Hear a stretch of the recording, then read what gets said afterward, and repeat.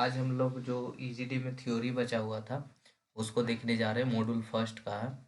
तो यहाँ पे आप जो पढ़े होंगे, एक सेकेंड, तो स्केल के बारे में पढ़े थे, है ना। तो जो यहाँ पे आप टाइप्स ऑफ स्केल देखे थे, जैसे प्लेन स्केल है, डायगोनल स्केल है, कंपैरेटिव है, वर्नियर है, स्केल ऑफ कॉर्ड है। तो बारी बारी से इसमें आपका लेक्चर ले रहे थे, जहाँ जो पहला प्लेन स्केल है उसको डिस्कस कर दिए थे, है ना। तो प्लेन स्केल में क्या था कि जिसमें दो यूनिट रखे, ठीक है। आप पीछे लेक्चर देखे होंगे तो हमें प्लेन स्केल तक किए थे, उसके बाद की थ्योरी यहाँ पे कर दे रहे हैं। A plain scale consist of a line divided into suitable number of equal part और units, the first of which is subdivided unit a smaller part. Plain scale represented either two units और unit and its sub units. कहने का मतलब, जैसे कि आप ऐसे तो पीछे समझा दिए थे इसको, लेकिन फिर से एक बार कर देते हैं कि जैसे मान लीजिए कि प्लेन स्केल को हमको मेजर करना है, प्लेन स्केल को तो हमको दो यूनिट में मेजर करना होता है। दो यूनिट में, जैसे मान लीजिए कि अगर हम करेंसी को करते हैं, जैसे रुपया पैसा को करते हैं, तो ये लिखा हुआ है वन। इसको कितना पढ़ेंगे आप बताइए, तो कितना पढ़ेंगे इसको। तो 1 रुपया 20 पैसा, दो यूनिट में पढ़े ना, दो यूनिट में पढ़े। तो इसको दो यूनिट में पढ़े। उसी तरह से 1 मीटर, मान लीजिए इतना मीटर है, तो इसको आप कैसे पढ़ेंगे, 1 मीटर और 30 सेंटीमीटर पढ़ेंगे, 30 सेंटीमीटर। तो इसको हम लोग दो यूनिट में पढ़ते हैं, तो प्लेन स्केल। इसी को अगर हम थ्री यूनिट्स में पढ़े, इसी को हम थ्री यूनिट्स में पढ़े, तो उसको हम लोग बोलते हैं डायगोनल स्केल। क्या बोलते हैं, डायगोनल स्केल। जैसे मान लीजिए कि इस तरह से 1.35 मीटर, तो आप इसको कैसे पढ़ेंगे, ऐसे पढ़ सकते हैं, 1 मीटर, 30 यहाँ पे क्या हो जाएगा, सेंटीमीटर, 30 सेंटीमीटर। सेंटीमीटर के बाद क्या आता है, आता है, तो 5 इस तरह से पढ़ सकते हैं। तो 1 मीटर, 30 सेंटीमीटर, 5 तो कितना यूनिट में इसको हम लोग पढ़े, ठीक है। तो 3 यूनिट में पढ़े, 3 यूनिट में पढ़े। या ऐसा बोल सकते हैं इसको, मीटर, सेंटीमीटर, ऐसा भी बोल सकते हैं। सॉरी, यहाँ पे मीटर के बाद क्या होता है, डेसीमीटर। डेसीमीटर में पढ़िए इसको, डेसीमीटर में पढ़ते हैं, एक सेकेंड, डेसीमीटर में पढ़िए। तो मीटर के बाद क्या है, इसको पढ़ेंगे 3 डेसीमीटर, 3 डेसीमीटर, और 5 क्या हो जाएगा, सेंटीमीटर, ठीक है। तो यहाँ पे देखिए कैसे इसको जोड़ जोड़ सकते हैं। 1 मीटर हो गया 3 डेसीमीटर, 3 डेसीमीटर, यहाँ पे 3 डेसीमीटर, 5 क्या हो गया, सेंटीमीटर, ठीक है। इस तरह से हम लोग पढ़ते हैं। तो 3 यूनिट में पढ़ते हैं तो उसको हम लोग क्या बोलते हैं, डायगोनल स्केल, है ना। चलिए देखते हैं। A diagonal scale is used when very minute distance such as 0.1 mm etc are to be accurately measured, or when measurement are required in three units, for example decimetre, centimetre, millimetre, ठीक है। कोई भी तीन पढ़ सकते हैं। जैसे अगर हम इसमें पढ़े यार्ड, फुट, इंच, ठीक है। तो yard, foot, inch, foot, inch, ठीक है। उसी तरह से कोई भी 3 यूनिट को अगर हम कैलकुलेशन करते हैं, मेजरमेंट करते हैं, रीडिंग करते हैं, तो उसको हम लोग क्या बोलते हैं, डायगोनल स्केल बोलते हैं, ठीक है। तो small divisions of short lines are obtained by principle of diagonal division. तो इसको न्यूमेरिकल यानी ड्राइंग आपको बताया जाएगा आगे के लेक्चर में, ठीक है। यहाँ पे आपको थ्योरी दे रहे हैं सिर्फ। और ज़्यादा बेटर देखिए, एग्जाम में तो वैसे आपको थ्योरी नहीं पूछा जाएगा, बिल्कुल थ्योरी नहीं। MCQ ऑब्जेक्टिव रहेंगे, 14 ऑब्जेक्टिव रहेंगे, 14 नंबर का ऑब्जेक्टिव रहेंगे, 10 रहेगा, नंबर ऑफ ऑब्जेक्टिव 10 रहेगा, जिसमें 7 सोल्व करना है। तो मॉड्यूल 1 जैसे ही खत्म होगा उसका MCQ करवा देंगे, ठीक है। MCQ करवा देंगे तो वहाँ से आप ऑब्जेक्टिव आसानी से बना पाएंगे। तो उसको देखना मत भूलिए, ठीक है। जो ऑब्जेक्टिव के क्लास होगी उसको जरूर देखिए, वहाँ से आपको सारे ऑब्जेक्टिव सोल्व हो जाएंगे। बर्नियर स्केल क्या है, ये फ्रैक्शनल पार्ट को मेजर करता है। मेन पार्ट को मेजर करने के लिए जो यूज करते हैं, तो बर्नियर स्केल से हम लोग मेजर करते हैं। तो हम लोग बोलते हैं कि मेन स्केल के फ्रैक्शनल पार्ट को जो मेजर करता है उसको हम लोग क्या कहते हैं, बर्नियर स्केल कहते हैं। ये तीन तरह का होता है। एक होता है डायरेक्ट बर्नियर स्केल, दूसरा होता है रेक्टोग्रेड बर्नियर स्केल, एक होता है डबल रेक्टोग्रेड बर्नियर स्केल। तो उतना अभी आपको डिटेल में नहीं पढ़ना है, ऐसे आपको थ्योरी में पढ़ाया भी गया होगा आगे, ठीक है। तो बर्नियर स्केल, यहाँ पे बर्नियर स्केल होता है जो ज़्यादा एक्यूरेसी मेजर करता है, ठीक है, ज़्यादा एक्यूरेसी मेजर करता है। तो लाइक डायगोनल स्केल जैसा ही होता है, लेकिन उसका ड्राइंग होता है अलग अलग होता है सबका। प्लेन स्केल का अलग होता है, और डायगोनल स्केल का अलग होता है, बर्नियर स्केल का अलग होता है। Use to read a very small unit with great accuracy. A vernier scale consist of two parts, primary scale, plain scale, और बर्नियर स्केल मेन स्केल का फ्रैक्शनल पार्ट। ठीक है, चलिए उसके बाद हम लोग देखते हैं साइक्लॉइड पढ़ना है। तो साइक्लॉइड क्या होता है? तो the curve is generated by a fixed point on the circumference of a circle which rolls without slipping along a fixed straight line. एक स्ट्रेट लाइन पे इसका सबका डायग्राम आप देखे होंगे। ठीक है, मतलब सबका न्यूमेरिकल बनाना है, डायग्राम बनाना है। तो एक स्ट्रेट लाइन पे अगर सर्कल मूव कर रहा है, सर्कल कोई मूव कर रहा है विदाउट स्लिपिंग का मतलब टच करते हुए जाना है। ठीक है, टच करते हुए घूमना है, ऐसा नहीं कि उछल के यहाँ पे पहुंच गया उछल के। उसको हम लोग क्या कहते हैं? Without slipping. ठीक है, मतलब स्लिप नहीं करना है इसको, आराम से एक पाथ पे चढ़ा। तो इसका जो कर्व बनेगा, इसका जो कर्व बनाएगा, उसी कर्व को हम लोग क्या कहते हैं? साइक्लॉइड कहते हैं। एक सुनिएगा ध्यान से, तीन डिफरेंस यहाँ पे आ गया, साइक्लॉइड, इपीसाइक्लॉइड, हाइपोसाइक्लॉइड। तीनों में अंतर क्या है?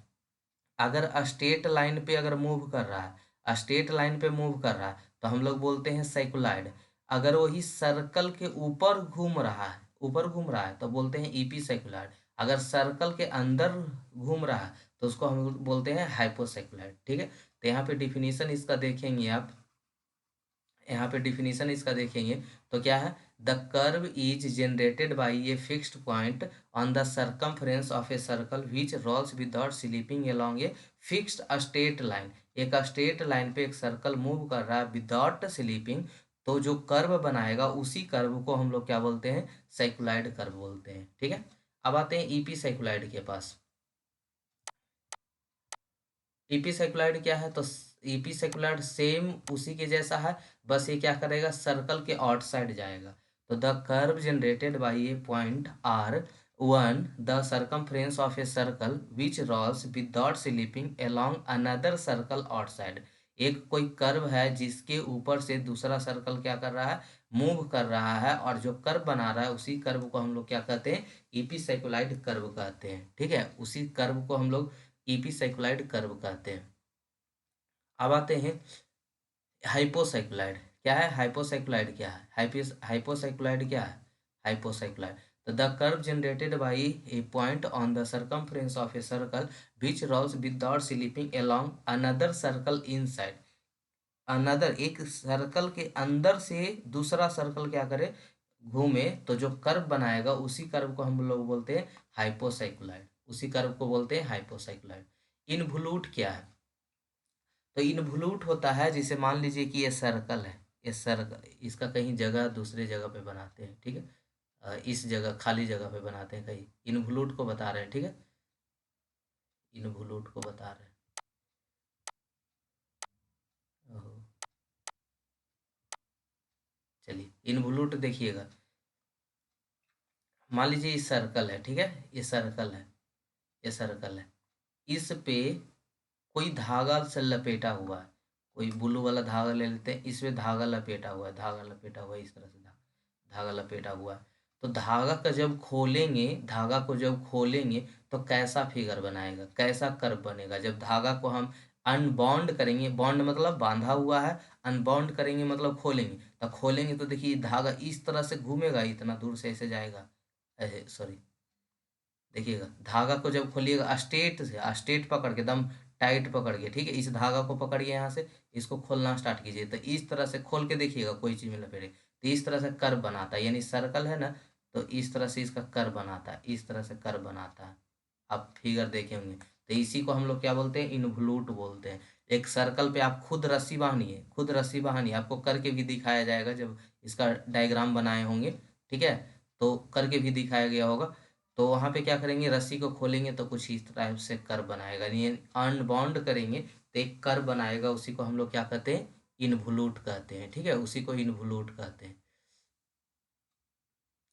इनवोल्यूट हो गया। चलिए इसको,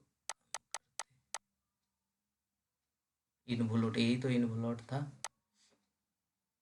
तो देखिए इनवोल्यूट का डिफिनीशन क्या है, the involute is a The involute is a curve traced out by an end of a piece of thread unbound from a circle or polygon. The thread, यहाँ th है, thread being kept tight. It may also be defined as a curve trace out by a point in a straight line which rolls without slipping along a circle or polygon. Involute of a circle is used teeth profile of a gear wheel. मतलब ये आपको involute circle पे भी हो सकता है, या मान लीजिए कि हेक्सागोन है, पॉलीगोन है, मतलब पॉलीगोन में कोई भी हो सकता है, पेंटागोन, हेक्सागोन, सर्कल या ट्रायंगल, कुछ भी हो, उस पे भी हो सकता है। इस पे भी रस्सी को बांध कर दे, उसको भी खोलेंगे तो इन्वोल्यूट ही बनाएगा। इसका मैथमेटिकली अगर देखें तो x equal to r cos theta plus r theta sine theta होता है, ठीक है। तो ये सबसे ये जो थ्योरी पढ़ रहे हैं उससे ऑब्जेक्टिव बनता है, और ये एग्जाम में आता नहीं है, ठीक है, सिर्फ एक ऑब्जेक्टिव बनता है। अब देखते हैं कोनिक सेक्शन क्या है। तो कोनिक सेक्शन एक कोन से, कोन को कट करने पे क्या क्या मिलता है। तो अगर कोन को इस तरह से कट करेंगे, देखिएगा, अगर एक कोन है, अगर कोन है ये, एक सेकेंड, कोन है ये, तो कोन को अगर आप इसको इसके नीचे के बेस के पैरेलल काटते हैं तो एक सर्कल मिलता है।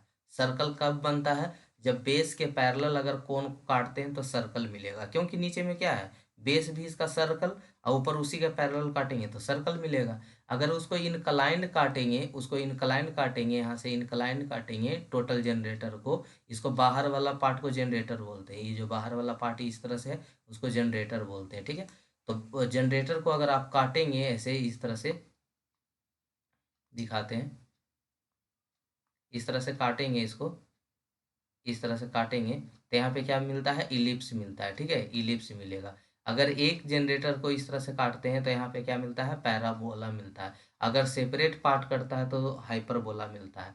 अब बात यहाँ पे है कि कब उसको हम इलिप्स बोलेंगे, कब उसको हम पैराबोला बोलेंगे, कब हाइपरबोला बोलेंगे, कब सर्कल बोलेंगे। तो अलग अलग क्राइटेरिया है, तो उसको बता रहे हैं यहाँ पे, अलग अलग जो क्राइटेरिया है, ध्यान से सुनिएगा। सर्कल का बोलेगा इसेंट्रिसिटी से मापते हैं, किससे मापते हैं, इसेंट्रिसिटी से। तो सर्कल का इसेंट्रिसिटी कितना होता है, 0 होता है। इलिप्स का, इलिप्स का कितना होता है, लेस देन 1 होता है, लेस देन 1 होता है। और पैराबोला का कितना होता है इसेंट्रिसिटी, इक्वल टू 1। एक एग्जाम में ऐसा ही पूछेगा, ठीक है। यहाँ पे जो ड्राइंग पूछेगा इसी से रिलेटेड, जो बता रहे हैं ये थ्योरी नहीं पूछेगा, इसी से रिलेटेड, और एमसीक्यू भी इसी से रिलेटेड। तो हम जब एमसीक्यू करवाएंगे तो ये आपको याद होना चाहिए। सर्कल का इसेंट्रिसिटी 0, इलिप्स का लेस देन 1, पैराबोला का इक्वल टू 1, और हाइपरबोला का ग्रेटर देन 1, ग्रेटर देन 1 कितना होगा, ग्रेटर देन 1 होगा। तो circle eccentricity 0, ellipse less than 1, parabola equal to 1, hyperbola greater to 1।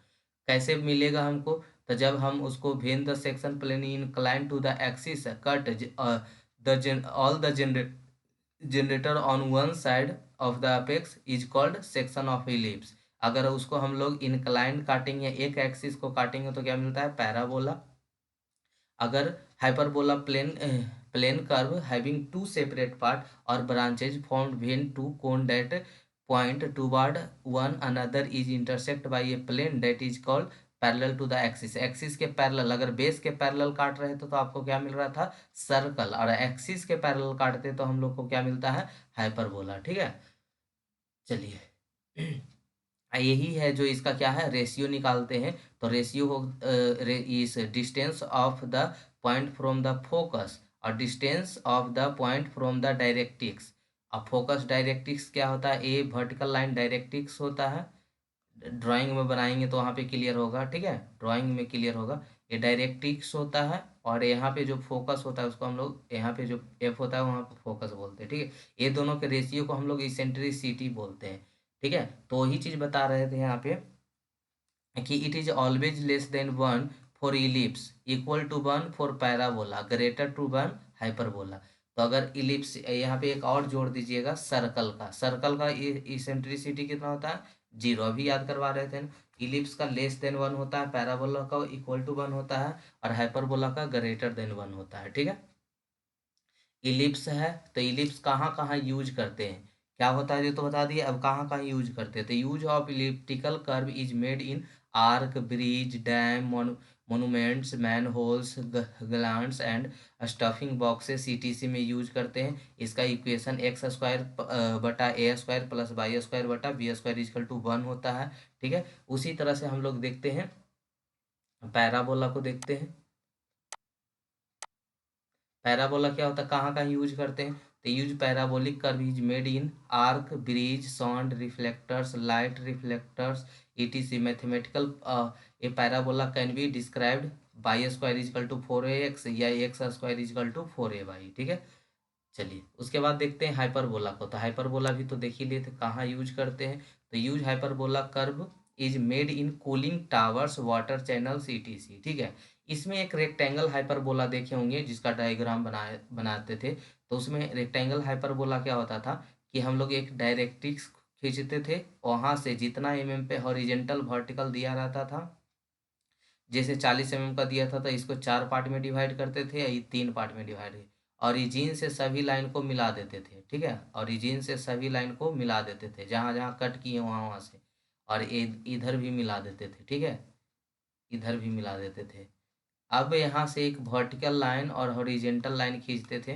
देख लीजिएगा डायग्राम में वहाँ पे बताया गया है, अभी ऐसे ही रफली बता रहे हैं, यहाँ पे रफली बता रहे हैं। ठीक है, तो इस तरह से ये जहाँ जहाँ पॉइंट मिला, ये जो कर्व फॉलो करता है उसी को क्या बोलते थे, रेक्टेंगल हाइपरबोला बोलते थे। तो it is a curve traced by a point moving in such a way that the product of its distance from two fixed line. ठीक है, two fixed line right angles. ठीक है, दो fixed line right angle to each other constant fix line are called asymptotes. The curve graphically represented the p pressure भी volume a constant. तो ये एक mathematical calculation, ये काम देगा आपको हर जगह काम देगा ही। तो मैथमेटिकल अगर करे बात तो इसका इक्वेशन का होता है एक्स स्क्वायर बटा a square minus Y square बटा बी स्क्वायर इजकल टू 1। ठीक है, तो ये इसका इक्वेशन है रेक्टेंगल हाइपरबोला का। तो आई होप समझ में आया होगा। फिर हम लोग मिलते हैं नेक्स्ट लेक्चर में, एमसीक्यू अब करवा देंगे। ठीक है, लेक्चर 1 का टोटल एमसीक्यू